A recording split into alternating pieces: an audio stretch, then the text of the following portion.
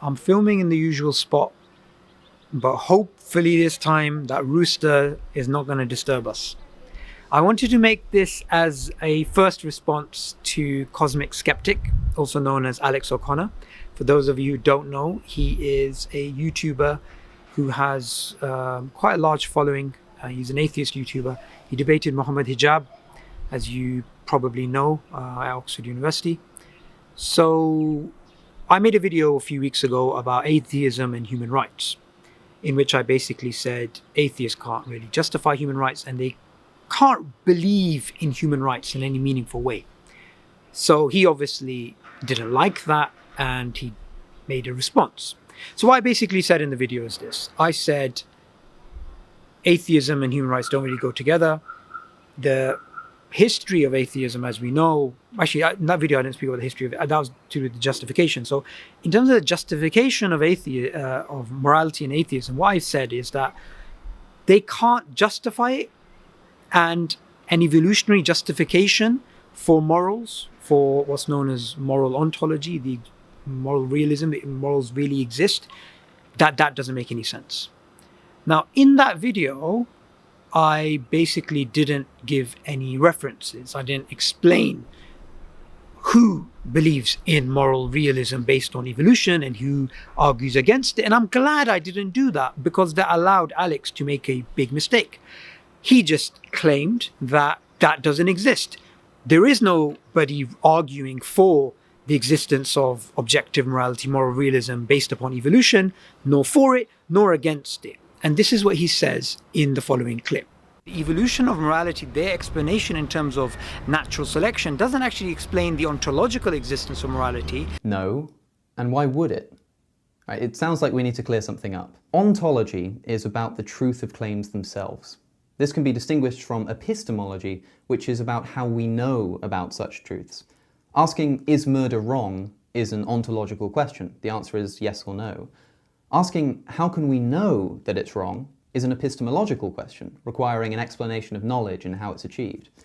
So now consider the point that was just made. I quote, natural selection doesn't actually explain the ontological existence of morality. Natural selection doesn't explain the ontology of morality. Well, who has ever claimed that it does? And natural selection explains how organisms evolved over billions of years. Nothing more.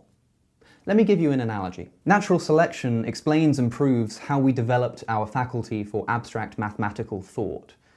But it doesn't prove that 2 + 2 is 4. Right? It doesn't prove the ontological existence of maths or the truth of its equations. But that's not a problem, because we wouldn't expect it to. Nobody ever claimed that natural selection does explain the ontology of maths. It only explains how we developed a faculty for exploring it. Right? If you want to know about the ontological truth of the study of maths, then you study maths, not natural selection. Similarly, no one is claiming that natural selection says anything about moral ontology either. Right? It tells us how we developed moral faculties, like an awareness of pleasure and pain, but it doesn't tell us whether murder is right or wrong. But again, that isn't a problem, because nobody's claiming that it does.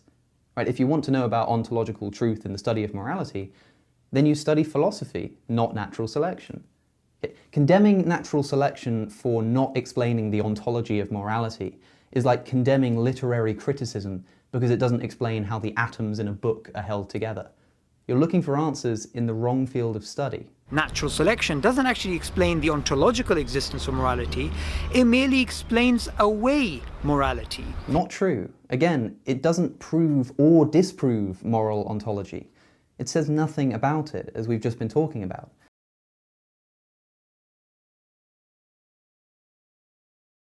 That's a really silly mistake to make. And the reason for that is that you don't need 2 brain cells and Google to work out that actually evolution and moral realism, they have actually been arguing, philosophers have been arguing for it and against it. So philpapers.com is a basic database, philosophy database of papers. They actually have lots of papers on arguments for moral realism based upon evolution and arguments against it. In fact, you have papers which are actually called Evolutionary Moral Realism, in which philosophers are trying to ground morality based upon evolution. So for him to claim, oh, this doesn't exist, that just shows he doesn't know what he's talking about. And since he is a very well-known atheist with a large following, he recently interviewed Richard Dawkins, and I think, yeah, he did interview Lawrence Krauss, and if Hitchens was alive, he'd probably interview him too. You shouldn't be making mistakes like this. This is basic stuff. This isn't like difficult. This is, I mean, I know you're in your like undergrad and stuff, but still, you shouldn't be talking about something that you don't really know about. And considering the amount of literature on this, you shouldn't really be dismissing that and saying, oh, it doesn't exist. It does actually exist.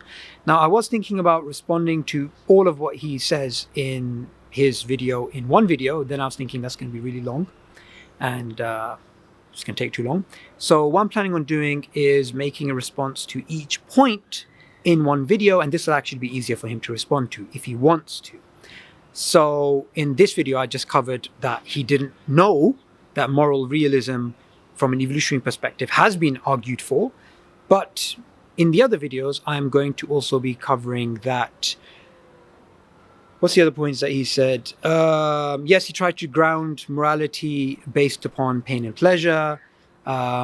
He tried to also make some other stuff. Anyway, I'm going to take those clips, right? And I'm just going to play them and show why he's actually wrong. And hopefully his followers who actually came onto my video and started commenting, oh, Alex debunked you, they can learn a thing or two. Because on this channel, I usually speak about the sheepish behavior that atheists have, which is that they look up to these high priests of atheism. And Alex, from what I've seen other atheists say about him, he's supposed to be the next Hitchens, which in a way, he's following in that line, because Hitchens was actually, speaking about human rights and speaking about these things. So I can see Alex sort of going down that route, but he's making the same fallacies that Christopher Hitchens was making, which is that, firstly, to speak about things that you don't know about. And that's something you definitely shouldn't do. And since you, on quite a few of your videos, you speak about, I study at Oxford, and here's on Twitter, here's my reading list. And so that gives you some authority. Making mistakes like this strips that authority away from you. So you really should be careful. Anyway, hopefully you get to see this video. If there's anybody on this channel who actually is a fan of him too, please do send this to him, and hopefully he will make a response.